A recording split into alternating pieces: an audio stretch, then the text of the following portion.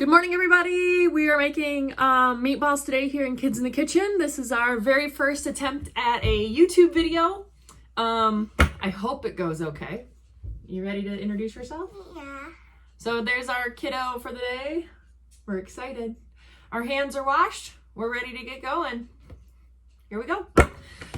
So for today, you need a couple of things. You're gonna need meat, eggs, a small onion. I know we need meat. You're gonna need breadcrumbs, which I just ground up.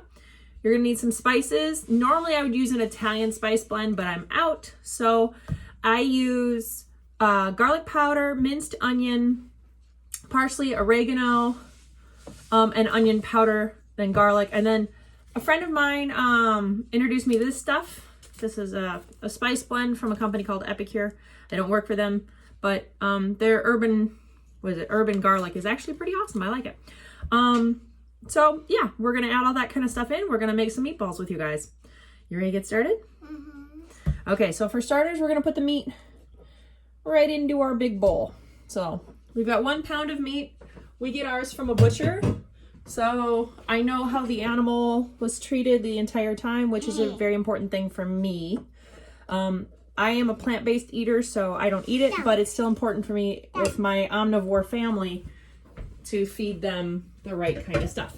So 1 pound of meat, about a half a cup of breadcrumbs, and then these eggs, as you notice, they're kind of funny in color. I'm gonna get a little closer for you guys. In fact, one of them is even kind of like this lightish blue color and then this beautiful brown. These are from our neighbor. She has chickens in her backyard. So these are homegrown eggs, which are very exciting. I know who it is. It's Eden. Yes. I found this. So we What's this? kind of trade with them. Oh, that's an onion, sweetheart. We're going to use that next. So we're going to throw in some urban garlic seasoning. I just kind of throw it in. I do not eyeball. Now, because we're all on this wonderful quarantine time, I don't have all of my ingredients.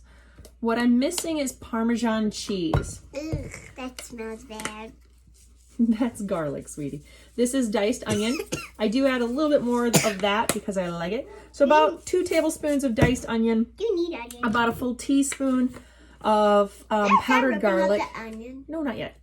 You're going to want about, we'll say 1.5 teaspoons of parsley. Now, my wonderful husband did buy me my oregano, but he bought me ground oregano, not flake, so it looks a little different. And I'll add about 1/2 teaspoon of that. Oregano is a little bit stronger. Garlic, which, if you guys know anything about my cooking, is always on the list. And I'm gonna add a big heaping tablespoon of garlic. Mom, why does it look so different when I look at it? Because you're on a camera screen. Oh. This is my beautiful middle child. I'm gonna chop up this onion. Hey, sidekicks, could I get a chair in here for her? What? Can I get a chair for her? All right, so I'm gonna chop up the onion. So, beep beep, honey. Okay, so on my chopping block, I only ever use vegetables. I don't use meat on it because it is wood, it is porous. And I don't want the juices draining in here, so only ever veggies on here. I use a plastic one for my meats, so just some kitchen hygiene. When you're using, this is a big old French cutlery. These are my knives, I love them. They're Wusthoffs. We got them as a wedding gift, I think. Or no, my husband gave these to me as a Christmas gift because he's awesome. And he likes my cooking, so. Chop the onion bottom off. And then I go ahead and slice it right down the middle. So bust that bad boy open. I'm gonna peel it. Now we here in our house, you wanna peel it? Yeah. In our house, we compost. I'm just gonna trim off that little bit of brown top. So we compost all of this stuff to create some really good growing dirt and happy earthworms for our garden, where we do a lot of our produce. In fact, this year we are adding a few more garden beds, so I'm pretty excited by that. Okay. It smells bad. Well, it's onion. Don't pick your nose. Go wash your hands. So kids are really fun. You kind of got to watch them. They do put their hands all over themselves, in their nose, in their mouth. And once they do that, everybody's got to go wash. Make sure you use soap, please. Yep, just like I showed you.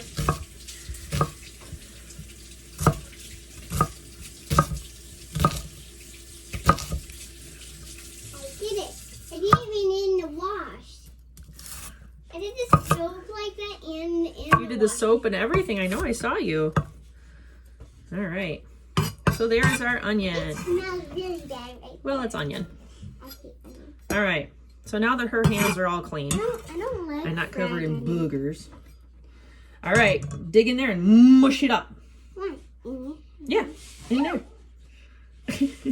I wish you could see her face. She's not digging it. All right, you ready? Yeah. All right, so I'm going to get in here and mush it.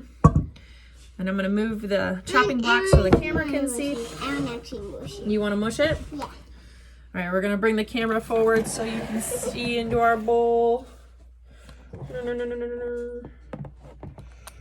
You can see into our bowl, hopefully, maybe. Yep, there you go. Okay, you ready? Mix it? Mush. Ew. Mush it. Squish. Mix it all in. Mix it all together. You guys see all this? Keep mixing, keep mixing. It's like slime. Mm-hmm. All right. Yep. All right. I'm gonna mix it in the rest of the way. Ew. Yeah, it's okay. If you want to rinse it off, you can. But so that is how we make the mixture. Hey, don't get it on your clothes. It's raw meat. I'm gonna get the water turned on for her. Okay, rinse and wash. So there's our wonderful meat mixture.